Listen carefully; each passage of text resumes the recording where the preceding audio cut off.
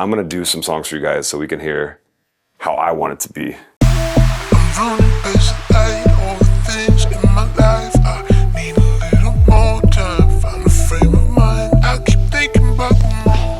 Yo, you ever wonder what it's like in Diplo's private studio in Jamaica? Well, stay tuned for a private tour of Diplo's Pompeii studios. Now, if you're new to my channel and this is the first video ever seen, my name is Kris-Karz. I'm an artist, musician, songwriter, producer, etc, etc, etc. I'm Jamaican, so I have many jobs, you know what I mean? Now, if this is the type of content you like, make sure you like, share, and subscribe to my channel. Every subscription, every comment help. But for now, just go ahead and watch the show. Enjoy the thing, you see me I say? Now, I can't tell you exactly how I end up in Diplo's studio, but here's what happened. I was just chilling in Jamaica, enjoying my vacation in Portland. I'm enjoying the beautiful views, the beaches, all these things. I'm sitting there in my hotel room and I saw this structure in the distance and I'm like, yo, this structure kind of look familiar, I'm not gonna lie. I immediately Googled Diplo's Architectural Digest interview and I'm like, yo, this structure kind of look just like Diplo's house. I'm just saying. I did some research and I found out that Diplo's house was in Portland. Not only was it in Portland, it was about a half a mile from where we were staying. I just took a chance, I'm not gonna lie. I sent them an email that I wanted to check out the spot, and within 10-15 minutes they responded like, yo, would love to have you, da da da da da. So I was like, yo. You know what I mean? As a music producer and a songwriter, this is like a huge opportunity for me and it's super exciting. So we basically went directly there within an hour. We got a taxi, whatever the case may be. They were super hospitable, super nice. And then yeah, that's how it came together and that's how the tour started.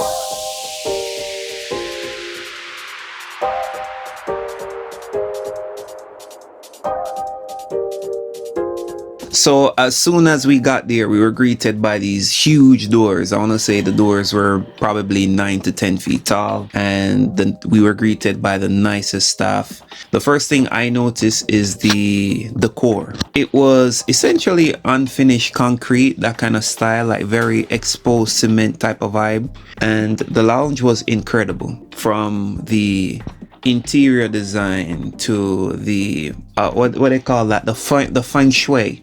The feng shui. They had their own coffee that was branded. I even had a chance to see this video game console that Diplo had there. Apparently it has every game in existence. I never got a chance to play it. I was just kind of in awe by the beauty of everything. To be honest, most of the tour, I was there with my hands in my pocket because I didn't want to touch anything. I didn't want to break anything because everything looks super expensive and nice. So one interesting thing about the studio, right? Most of the materials that was used to make the facility, they got from the actual land of the property. So for instance, the wood that they used to make the walls or the flooring was made from the wood on the property. So they had to get custom made cleaning supplies so that the scent of the cleaning supplies does not interfere with the natural scent of the wood on the property, and they didn't want to damage it. The staff explained this to me, but some of the details are lost on me. I'm just thinking that's just super fly, you know what I mean? Because who would even think to get their own custom made cleaning supplies? You get me? That's just not in my purview at the moment. So I'm like, yo, this is kind of crazy.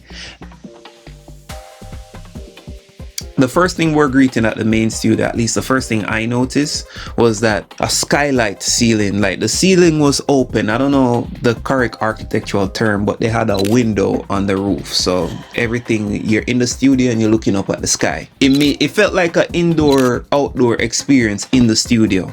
And for me, that's incredible because I'm most creative in an outdoor sense. Like when I'm outside, I get inspired. So imagine getting inspired while you're around the board. I wanted to get a feel of Diplo's creative process while I was there, and I did a little research about how he creates. I know he uses a lot of outboard gear as well.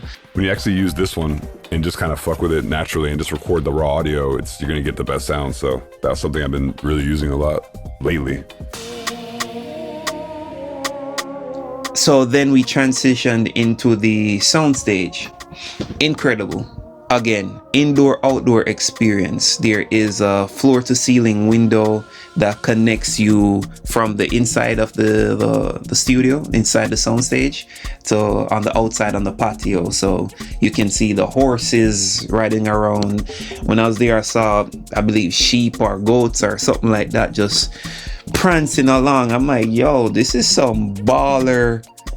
This is some high-end shit. I feel really good, you know what I mean? It was really a high-end experience. I can imagine the experience of creating a whole project there, an album. I got the opportunity to play the piano a little bit, you know what I mean? So I'll insert a clip right here of me playing the piano a little bit.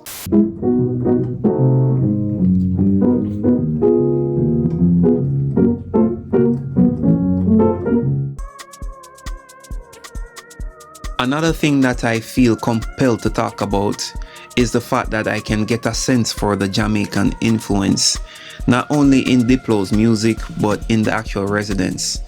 Now let me insert a clip right here of Diplo speaking about how the Jamaican culture influenced him and his style. We take a lot of influence from Jamaica, from dance parties, from DJs like Chromatic, who was earlier than us, like all the artists, soca music. There's a lot of, things we take from Caribbean live shows, and I think we bring it to electro music and house and dubstep and everything. We just kind of mix it all up, and that's kind of what we do. I'm reading this book now called The Creative Act by Rick Rubin, and it speaks to the fact that the best creators have great taste.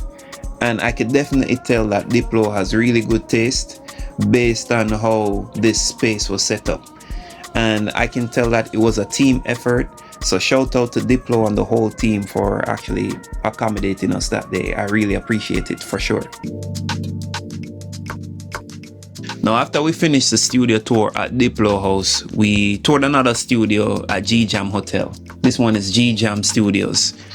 Inside the sound room, you can see a clear view of the beach. I had to play my music there. I didn't play my music at Diplo studio, but I played it there for sure. Because I want to envision myself eventually getting to that stage where I can work on a full project there. Trust me. Now after we finished the studio tours, we just enjoyed the rest of the night and everything was good. Trust me. 10 out of 10 experience. Definitely recommend that for everybody. So in closing, being in Diplo studio was definitely an unreal experience. It's almost like being in a creative paradise. I don't know, what do you think? And I'd like to send a thank you to the team at Pompeii Studios. They were super amazing, super courteous, and I really appreciate the tour. And Diplo, if you're watching this, let's work. Until next time, people. Peace.